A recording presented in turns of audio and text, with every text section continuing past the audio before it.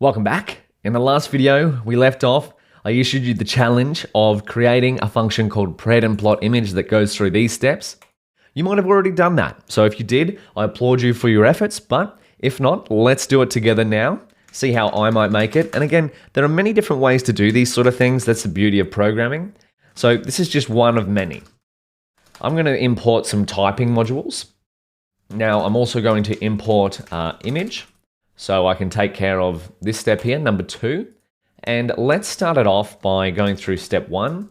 Take in a trained model. I'm not going to type out everything. I'm just going to refer to step 1 here. We want def pred and plot image. And we're going to go model is going to be of type torch nn.module. This is going to be our trained model. And then we're going to pass in an image path. That will be a string. So that will be a path to a test image up here. Then what else do we need? A list of class names. We'll go here. Class names. This will be a list of strings. And then we want an image size. This is going to be a type of tuple int.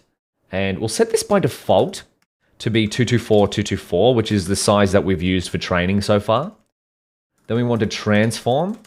We'll set this to torch vision, or the type hint will be torchvision.transforms. We'll set this to none by default because we can create an automatic transform in this function.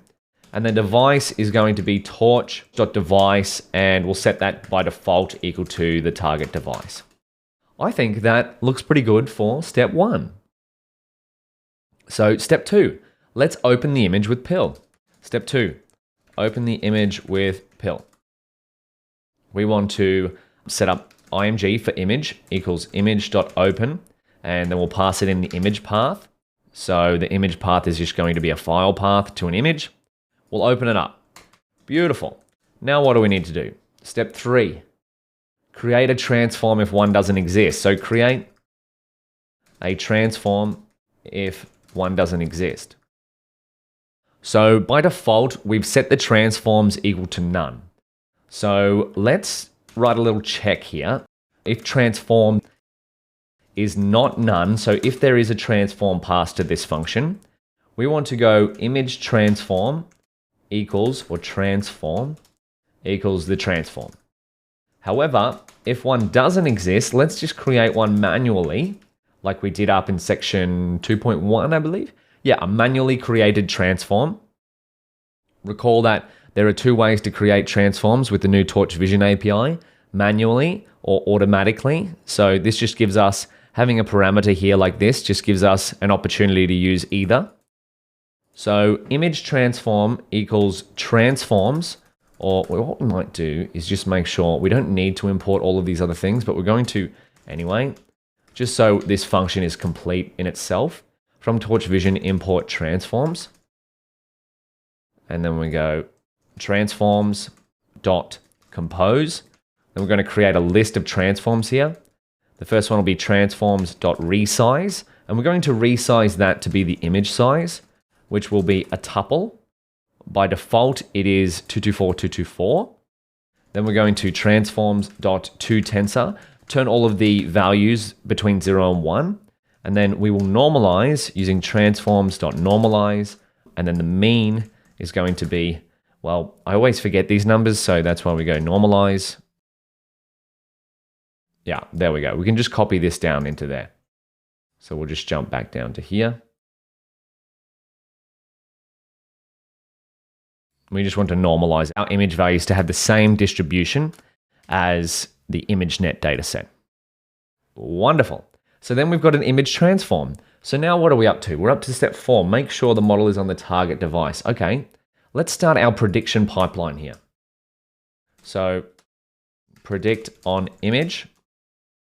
And we'll go step 4 is make sure the model is on the target device. Otherwise, we'll get device errors.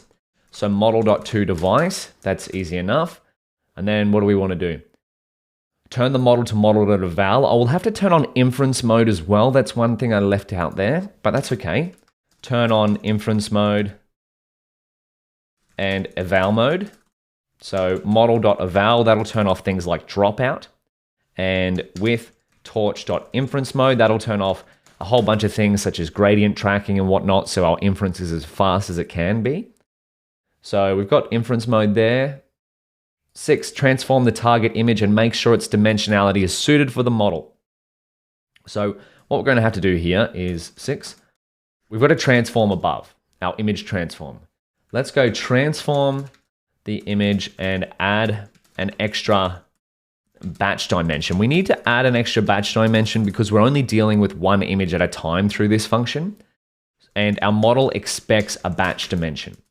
So transform image is going to be image transform, which is what's above, image transform, working on image, and then we're going to call unsqueeze to add an extra dimension on the 0th index. So this will result in an image with batch size, color channel, or a shape, sorry, color channels, height, width.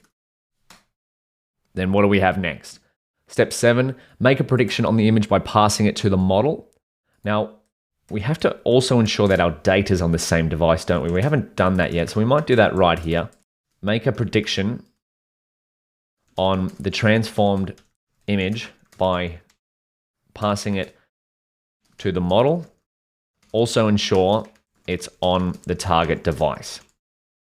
So we're taking care of device issues here. So target image pred is going to equal model. We'll pass through the transformed image from the line above and we'll send that to the device. So that way our model and our target image are on the same device. Beautiful. We are now up to step number 8, which is convert the model's output logits to prediction probability. So this is going to be our output logits here. So let's convert the model's output logits to pred probs. So target image pred probs equals, we'll call torch.softmax on those logits.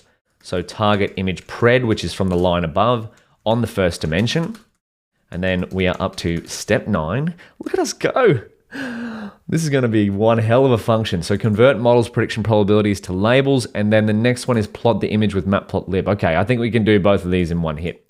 So convert the models pred probs to pred labels. We want to take target image pred label equals torch.argmax. We want to take the index number where the prediction probability is highest. That's going to be our model's predicted label. So target image pred probs on the first dimension. And then step number 10, we've got the pred probs, we've got the label. Let's now plot the image. So plot image with predicted label and probability. So plt.figure to create a plot, and then plt.imshow. We're going to show the image. Now, we're showing the image here. We're showing the unformatted image. Now, that's important because matplotlib will error if we try to pass it in the transformed image because it's not the right dimension size. So we'll just take the image as it's been opened by PIL. And let's keep going here. We'll go plt.title. Let's create an F string. The pred is going to be class names indexed with the target image pred label. And let's create another F string here with the prob will be target image pred probs. And we'll set that to 3 decimal places. All right, I think we're on here. And we'll turn the axes off so we get a nice, beautiful plot. Oh my goodness. So there's bound to be some sort of error in this function, but I'm going to leave that as a challenge for you to try out. I think we've got what we need, and if there is an error, we could probably fix that quite quickly. But now here's your next challenge for the next video. We've got all of these steps, we've coded them out. So now we want to make predictions on the test dataset images. So my challenge to you is write some code to get random image paths from the test dataset, maybe 3 random paths of all of these images, and pass them through this function in a loop and plot the images as well as our model's predictions. So give that a shot and I'll see you in the next video. Let's make some predictions on our test data.